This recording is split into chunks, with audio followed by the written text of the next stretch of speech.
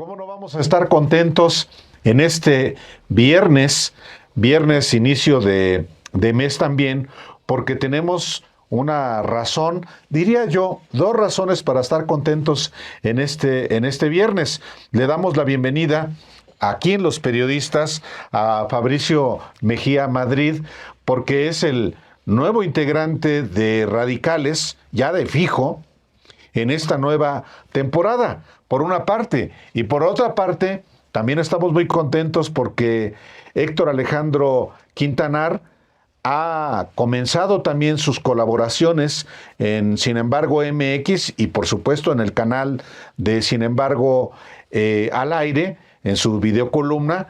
Y este viernes lo aprovechamos, Alejandro, pues para darles, nomás faltaba que no, la bienvenida a este espacio. Dices que dos razones para estar contento en viernes. Yo diría que más, muchachos. O sea, viernes es viernes. Digo, termina la semana, viene el fin de semana. O sea, ¿cómo se sienten? ¿Cómo están? Es más, ¿cómo se sintieron hoy? Porque hoy grabamos por primera vez Radicales. Pues bueno, es viernes, se va el trabajo y llegan las heladas. Creo que eso es fundamental. Bueno, para mí ha sido una experiencia extraordinaria. Yo voy aquí a compartirles algo. Como yo yo estuve mucho tiempo estudiando fuera de México. En Checoslovaquia. En la antigua Checoslovaquia, en la actual República Checa. Sí. Y una manera de mantener un pie en mi país era escuchar a los periodistas. Entonces, pues para mí siempre ha sido fundamental estar informado sobre lo que ocurre en México por la labor propia de mi profesión. Pero escuchando a los periodistas y sin embargo, pues desde luego que me sentía en casa sin siquiera estar en México. Entonces, cuando me integro a Radicales, pues es una manera extraordinaria de regresar completamente a la labor profesional en México. Así que yo me he sentido extraordinariamente bien. Es una cuestión que ahora complemento con videocolumnas. Estoy haciendo un debut en ese sentido porque mis colaboraciones en medios siempre habían sido estrictamente escritas, y pues ahora uno tiene que enfrentarse al espejo, ¿no? Que es la cámara. Entonces no hay peor juez que el espejo, así que uno tiene que hacer un doble esfuerzo, pero está muy bien porque uno se exige lo que se tiene que exigir. Entonces, para mí es también un viernes de mucha alegría estar compartiendo este momento con colegas tan admirados, tan queridos, y pues también dándole a Fabricio Mejía esta bienvenida a los Radicales. No, pues muchísimas gracias por el calor que contrasta con las heladas. Sí. Por el calor, esta es en realidad una familia. Ustedes no lo saben, pero desde que uno llega aquí es una casita, ¿no? Y está llena de personas que se quieren, que trabajan juntos, que son amigos, amigas. Y yo estoy muy contento de que me hayan recibido aquí, en esta casa. Espero no ser un mal hijo. Y bueno, incorporándome a Radicales por una deformación profesional, venía yo pensando en el Uber sobre la idea, sobre la palabra Radicales, ¿no? Que, bueno, todos sabemos que es de raíz, pero pensaba en una cosa un poco más allá, más política, de pensar, digamos, que el radicalismo o lo radical es intentar cambiar el fin, el propósito, no el medio. Porque tendemos a confundir, ¿no? Porque dicen, es muy radical, ¿no? Uno que puso una bomba porque está en contra de que haya inmigrantes en su colonia. Bueno, eso no es radical. Eso es un medio, pero el propósito no es radical. El propósito es reaccionario, de derecha, horrible. Y en realidad los radicales son los que se plantean cambiar los fines, cambiar los propósitos para sociedades mejores, más felices. Y venía yo pensando en eso y me surgió una pregunta, ¿por qué le pusieron radicales? Justamente por eso, porque... ¿Me lo estabas explicando? Por la raíz y porque es un espacio, buscamos que sea un espacio en el que se expongan en los asuntos que nos conciernen a todos, como es la misión del periodismo, pero con hondura, con profundidad, con información y con una absoluta libertad. O sea, no hay que, por lo menos en mi caso yo pienso, no debe tener uno miedo nunca a las palabras. Hay que tenerles respeto y hay que exponer sin ninguna atadura las cosas en temas que nos conciernen a todos. Radicales, ¿por qué? Porque hay que ir al fondo de las cosas. Y en ese sentido, este espacio, pues en esa primera temporada ha sido eso, ¿no? Entonces, por ejemplo, a mí me gustó mucho lo que escribiste ahora sobre lo que a su vez escribió Gabriel Said. Pues es decir, a profundizar los asuntos, que un intelectual de derecha como es Gabriel Said no termine de entender cómo es que tantos millones de mexicanos votaron por la continuidad de un proyecto, pues es también examinar con hondura las razones. Hoy, por cierto, el presidente López Obrador te chuleó. Me dijeron, no lo he oído todavía. No lo cansé tampoco. Por tu columna, sí. Ah, ¿sí? Sí, por supuesto. Ya lo habíamos... La columna de Fabricio Mejía, sin embargo, y dijo el presidente, no, pues es que Fabricio, en La Jornada. Y le dijeron, no, en sin embargo. Dice, en sin embargo. Sí, pero finalmente ese es el propósito en un programa como Radicales. Muy volado debe andar, sí, Fabricio, ya lo veo. Vete. Sí. Va a quererse, no va a quererse ir en Uber, va a quererse ir en el Metrobús para que ahí para que la gente al principio que la primera o segunda vez que López Obrador mencionó algo en una lista, ¿no? Así de la gente, nuestros pensadores, no sé qué, entonces Taibo, no sé qué, me menciona a mí, sí le mandé un recado y le dije, no, me fue como en feria, ya no lo hagas. Porque todos los odiadores, ¿no? Se despertaron ahí. Mándale un recado, ahora aprovecha, dile que queremos entrevistarlo los radicales. A ver si así sí. Pues vamos a ver, pues le voy a decir. Ya se lo estamos diciendo ahorita, queremos entrevistarlo. Nosotros le hemos dicho mucho desde los periodistas que queremos entrevistarlo, no ha querido, pero está bien. Se detiene. ¿O no le ha llegado la información al ciudadano presidente? Porque se lo hemos dicho a Jesús Ramírez. Bueno, pues sí, veces. Pero a él directamente. Mejor. A él desde esta vía. Señor presidente, aquí en esta salita está muy cómoda, el café está bueno. No, vamos y lo buscamos, lo vemos donde él quiera, pues no. En el rancho puede ser también. No después. Va a querer en el rancho, no. Yo creo que ya no. No creo. Oigan, por cierto, también es, digamos, va a haber un cambio de gobierno y me gustaría mucho su análisis con respecto a los medios. Alerta sísmica. Vamos. Aquí la volvemos a continuar exactamente. Sí, exactamente ahí la pregunta. Vamos. Pues vámonos para abajo, ¿no? Vámonos para afuera, muchachos. Ahí. Vámonos. Bueno, estamos de regreso porque, como se habrán dado cuenta ustedes, de repente suspendimos porque sonó la alerta sísmica.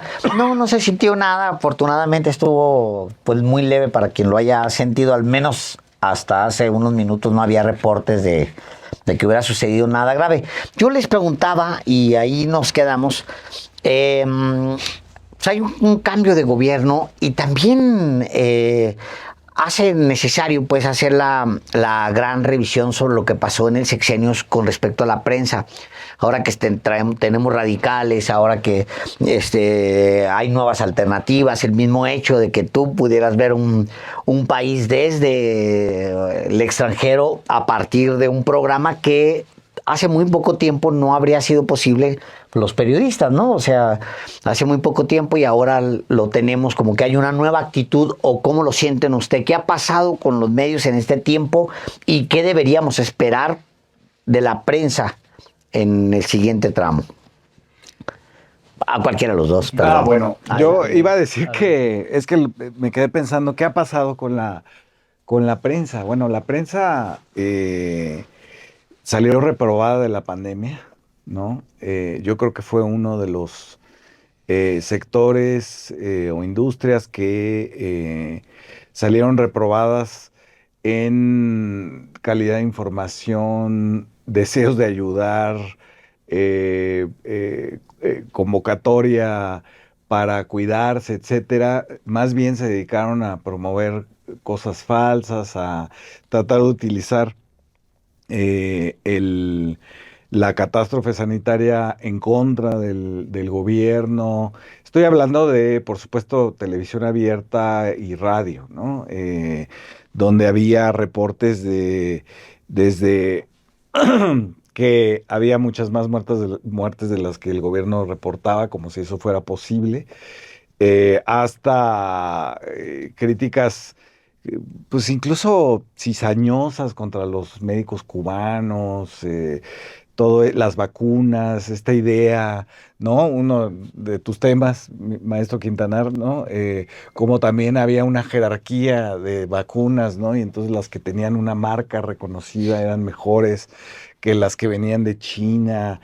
Y según Aguilar Camín, unas eran solo para, ¿te acuerdas? Para blancos, ¿no? Para caucásicos. Para caucásicos, ¿no? Lo que me acuerdo muy bien que López Obrador hizo el símil y dijo, es como si la tampiqueña solo la pudieran comer los de Tampico.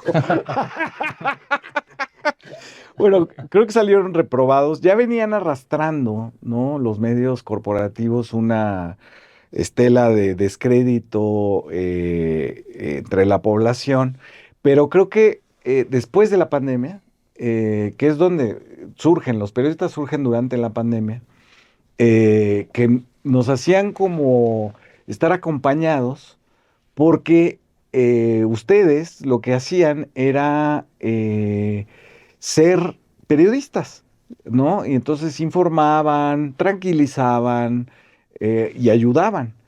Y creo que una buena parte de ahora ya son casi 2 millones de suscriptores, pero de ese primer millón que empezó a seguir los periodistas se debe al descrédito de los demás medios y la gente se empezó a ir a YouTube. Eso pasó.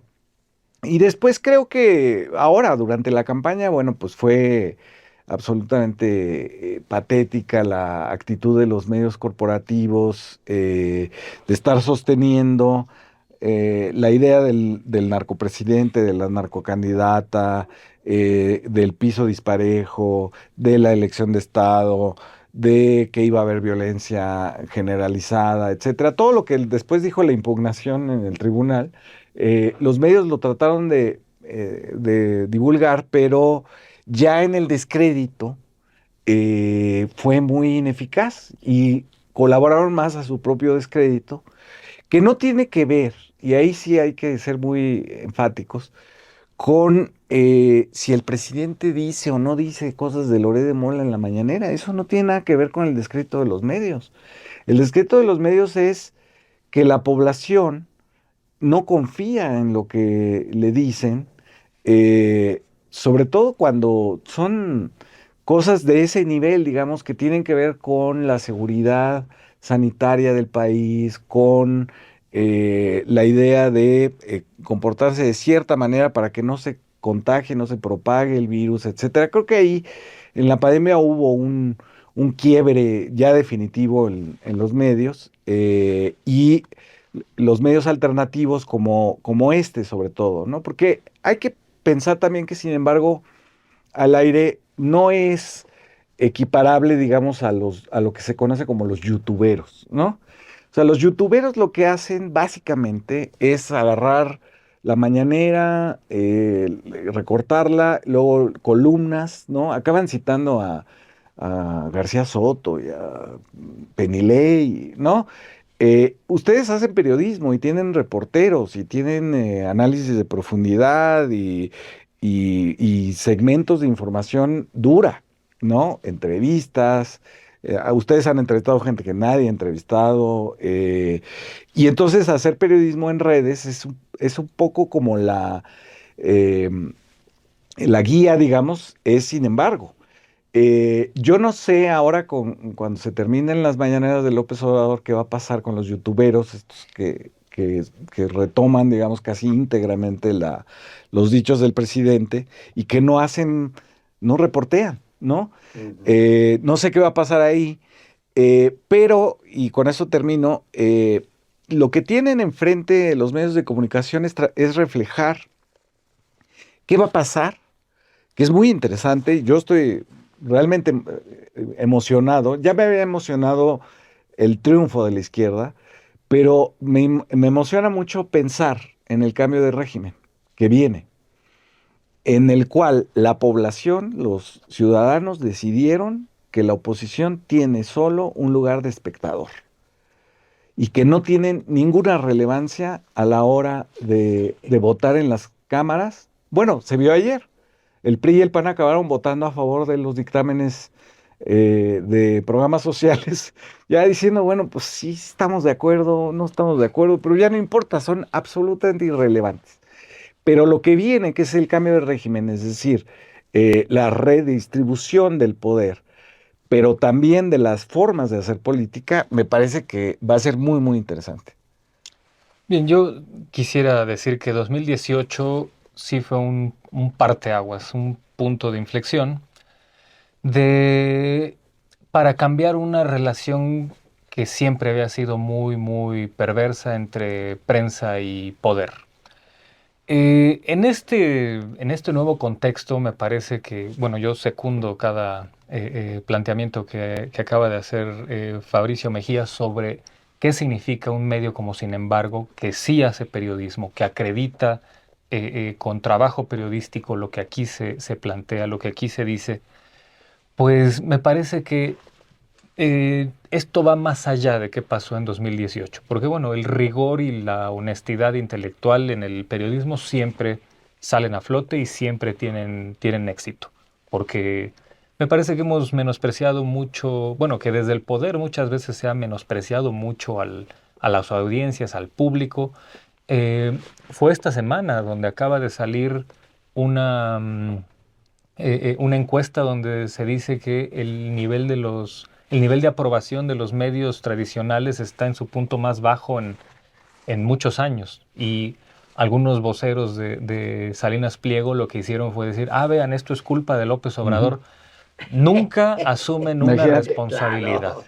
Nunca asumen una responsabilidad y no son capaces de entender que la audiencia no es tonta. Y bueno, me parece que muchos de estos comentaristas siguen en esta dinámica todavía medio pavloviana, medio conductista, de pensar que una figura de autoridad legítima como el presidente dice algo e inmediatamente millones lo obedecen a rajatabla, cuando la mañanera tiene que 500,000 de personas, espectadores al día. Y bueno, y esto no es algo... hemos escuchado cuántas veces hasta el cansancio en este sexenio que, por ejemplo, un hecho muy lamentable como la violencia que existe aún contra periodistas, de algún modo la mañanera es responsable porque López Obrador incentiva o critica a la prensa y critica a la mafia del poder y demás.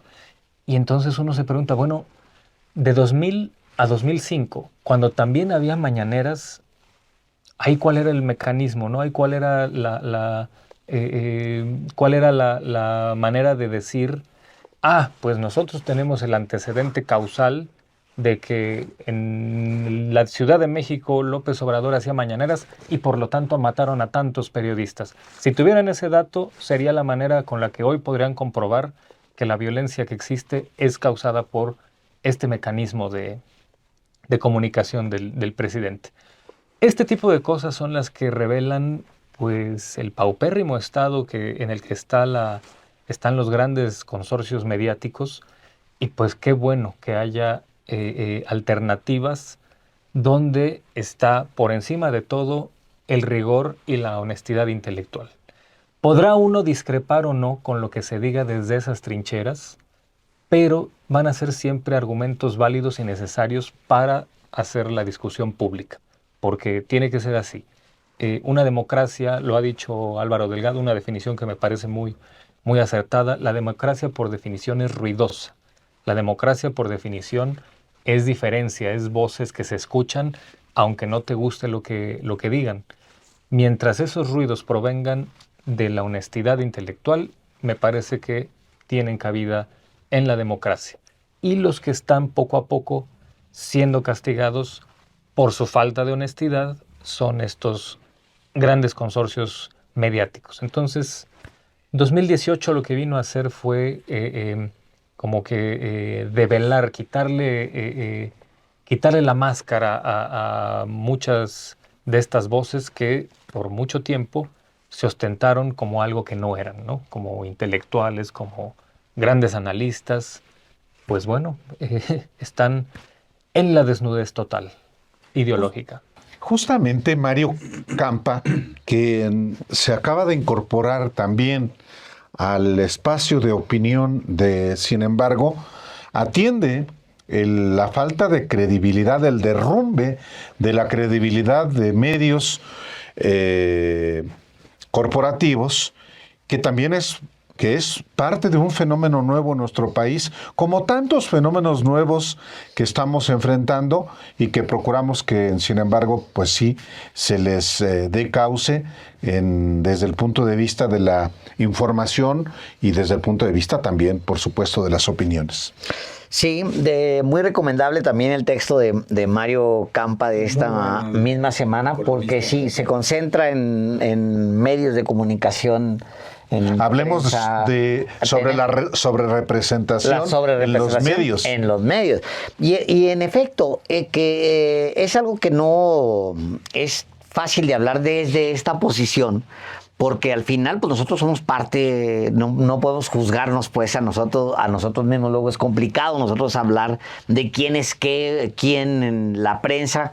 Pero de todas maneras, y la prensa no se regula con la prensa, como cree López Obrador o como difunde el presidente, ¿no? No, esa es una idea del siglo XIX que está bien, es muy bonita y es muy romántica. Es romántica, ¿no? Que eso avance así. No, la prensa se regula con dinero y participan muchos poderes con el dinero, incluyendo el dinero federal. O sea, la prensa se regula con el poder que tienen magnates como Ricardo Salinas Pliego, que tiene, o sea, sí hay una. Ahora, también sí es cierto, y eso yo creo que es uno de los grandes logros de ese parteaguas del 2018 del que habla Héctor Alejandro. También es cierto que hay un nuevo ecosistema en recomposición o un ecosistema que todavía convive con las viejas formas, con los viejos, pero que está en recomposición, y yo veo que eso esa recomposición va a ser muy profunda. Todavía no alcanzo a ver qué tan profunda va a ser la recomposición de los medios en México y obviamente en el mundo, pero en México en particular, porque llevamos nuestros propios ritmos. No alcanzo a ver hasta dónde va a ser, pero yo creo que es inevitable en el tramo que viene que nuevas formas, nuevos formatos, nuevas maneras de comunicar se potencien y alcancen a muchas más audiencias. Es muy poderoso lo que está pasando. Miren, nomás esta reflexión la hago muy rápidamente con respecto a lo que veo en la prensa. Me tocó en algún momento escribir un guión para una película. Una parte que me tocó a mí era sobre una familia que había se había ido de Yucatán a Los Ángeles. Y dos cosas en particular yo resaltaba y me parecían un fenómeno de comunicación tremendo. Que una de las familias siempre habló maya, nunca habló español. O sea, eran mayas, hablaban maya y nunca hablaron español. Y luego, su siguiente contacto con otra lengua fue el inglés, no el español. Al mismo tiempo, esa misma familia nunca había tenido en su casa teléfono, nunca. Su primer contacto con los teléfonos fue con un celular. Está sucediendo, creo yo, lo mismo en muchas familias mexicanas, y yo lo aplaudo y me maravillo, de verdad me maravillo que suceda, que nosotros tengamos la oportunidad, Álvaro y yo, de estar todos los días con familias que no tenían nunca un consumo permanente de medios hasta que se incorporaron a ver los periodistas y otros espacios vía YouTube. Y luego nos encontramos con gente que nos lo comenta. O sea, que cuando nos dicen, por ejemplo, oigan, es que nosotros no consumíamos prensa. Y ahora consumimos prensa todos los días. O sea, es un cambio dramático. Yo con ganas de decirles, qué bueno que no consumían prensa, porque era una porquería la oferta que había. Y es cierto, o sea, había muy poca oferta, y la oferta que había era maniquea, perversa, torcida, retorcida, en fin. Y que ahora puedas tener acceso a un medio de comunicación directamente brincándote al español, ¿no? En el caso de la familia esta maya, brincándote del maya hasta el inglés, de plano, por la migración, o brincarte de nada al celular, a tener celular que abre todo un mundo. Pues es maravilloso. Entonces, si hay una nueva población, si hay una nueva audiencia que no era consumidora tradicional de medios y que de repente se encontró con que puede estar informada, y puede estar informada con veracidad, puede estar informada además con rigor, porque eso es lo que nosotros defendemos. El día que nosotros abandonemos el rigor, que abandonemos la búsqueda al menos de la verdad, ese día estamos completamente fritos. No sé si lo vean, lo compartan. Sí. No, y sin duda es uno de los cambios más profundos que ha habido. Bueno, para empezar, digamos, ahí están los 36 millones de votos que no tienen ningún sesgo ni de ingreso, ni de geografía, ni de género, ni de escolaridad. Es decir, el país decide un futuro. Este es el futuro compartido. Contra, ¿cuánto tuvo Xóchitl Gálvez? 27%.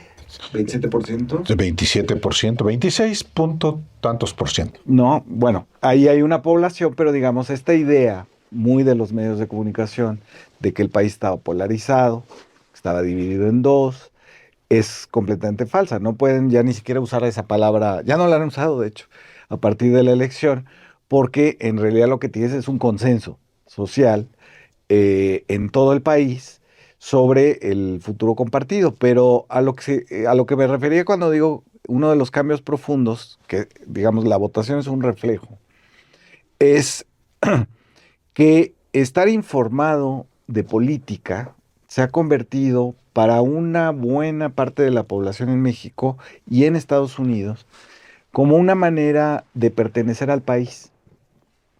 Es decir, durante décadas nos dijeron que la identidad era individual y que además estaba dominada por la economía, ¿no? Es decir, la identidad como tu trabajo o la identidad como tu ingreso de las cosas que podías comprar o no. Y esa era, digamos, la propuesta del neoliberalismo a nivel cultural de lo que era una identidad, ¿no? Personaje que superaba todos los obstáculos y se autoayudaba, y él solito sobresalía. Eso fue. Y ahora, por donde salió toda la crisis política y social mexicana, y cultural también, fue por el lado de la política. Y la gente empezó a decir, no, aquí hay una identidad también. Si estoy informado, tengo una posición política, soy parte del país, soy parte de eso que se conoce como ser mexicano. Y eso en Estados Unidos a mí me parece muy notable. Todo lo que ha pasado, lo que pasó cuando fue López Obrador, cuando fue Xóchitl Gálvez, todo lo que sucedió con los migrantes en Estados Unidos, de sentir arraigo por el país a partir de la política y a partir de la información política. Y entonces, eso no es, como dice, no sé, ya los más enloquecidos como José Antonio Crespo, o que ahí va Aguilar Camima en la misma senda, de decir que es el viejo nacionalismo revolucionario del PRI. No, señores, están muy equivocados, no lo han visto realmente, como dice el maestro Quintanar, el reflejo, la verdadera cara del país es esa. Es una enorme cantidad de gente que encontró la manera de pertenecer, de arraigarse a lo que es ser mexicano a partir de la política. Y eso implica no lo que ellos dicen de que todos obedecemos a lo que dice el presidente y que repetimos lo que dice la mañanera, sino el conflicto. Hay conflicto. Y este país que añoran los exconsejeros del INE y del IFE, donde parecía que la democracia era como una armonía, ¿no? Ellos lo plantean como todos estábamos de acuerdo en las reglas. Y sí es cierto, porque estaban de acuerdo el PRIAN. Porque era el PRIAN, porque entre no ellos, había. claro, Sí. pues sí, Y entre ellos sí hay que funcionaba pensar, así. una cosa que estaba pensando también en el taxi, que era, hay que pensar también que López Obrador, junto con toda la población que lo creó, digamos, porque López Obrador es una creación nuestra, no al revés, fueron los expulsados del viejo sistema.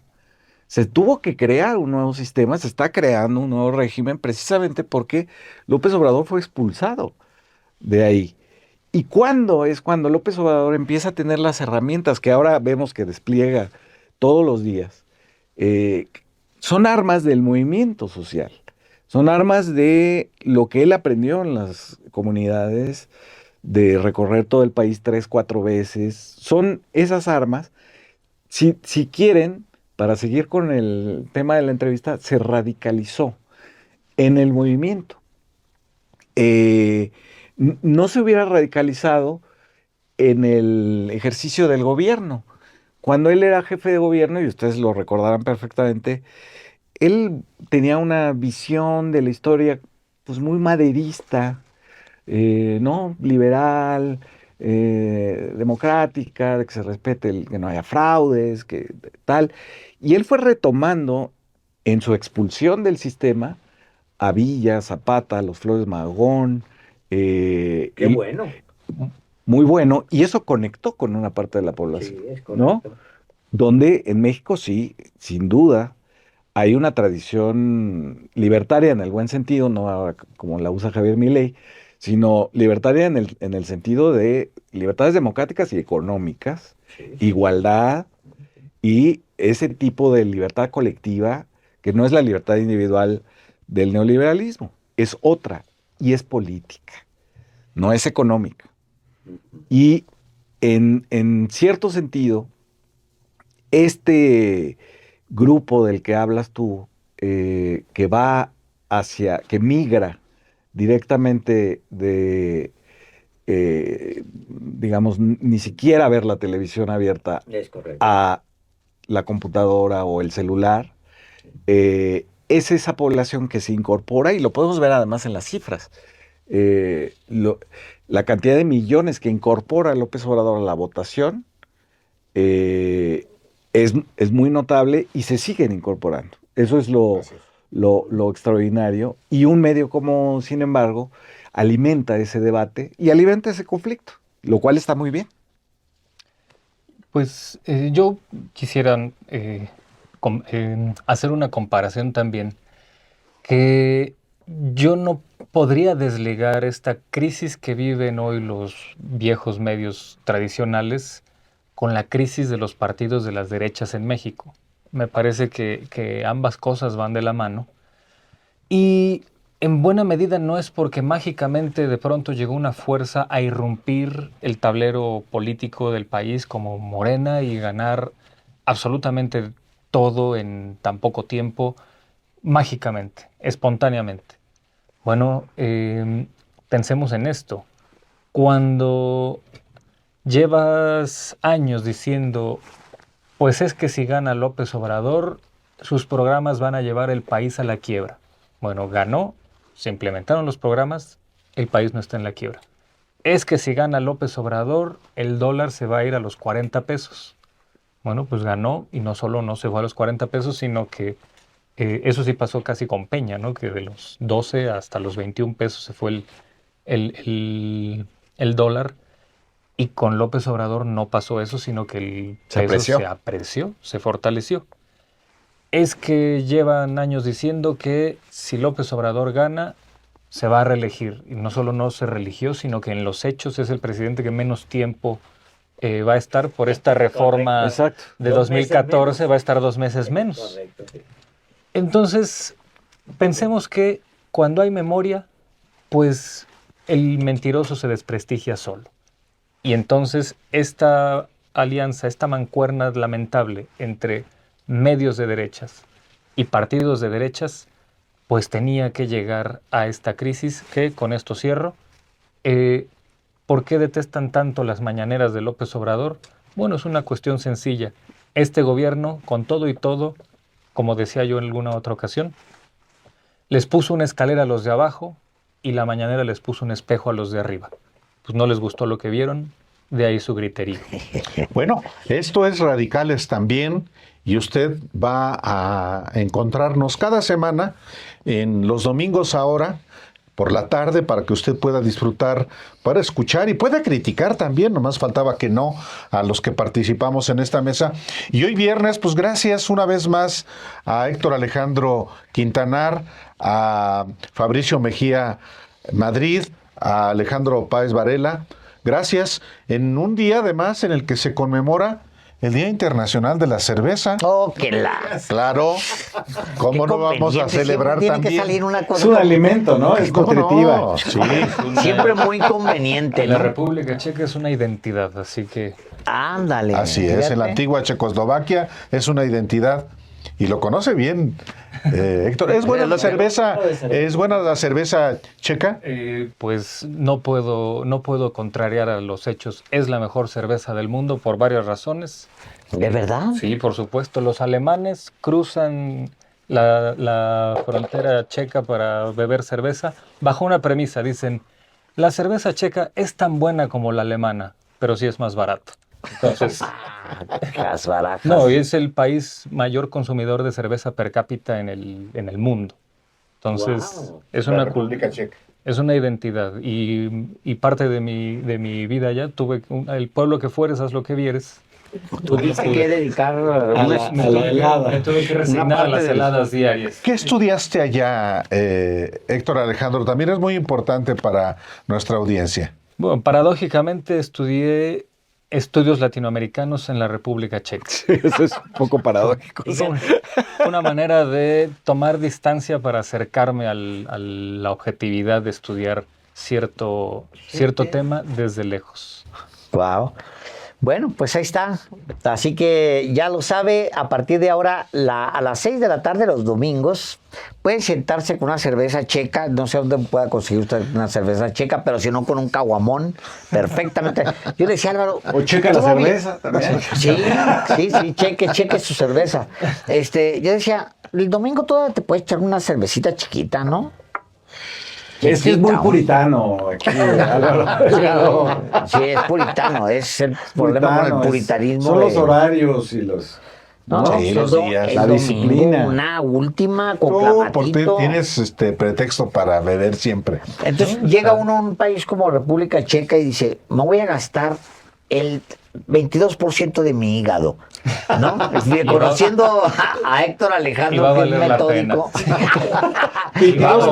Digo 22%. Bueno, gracias. Sí, es viernes, gracias a todos. Y luego en seco platicando, no.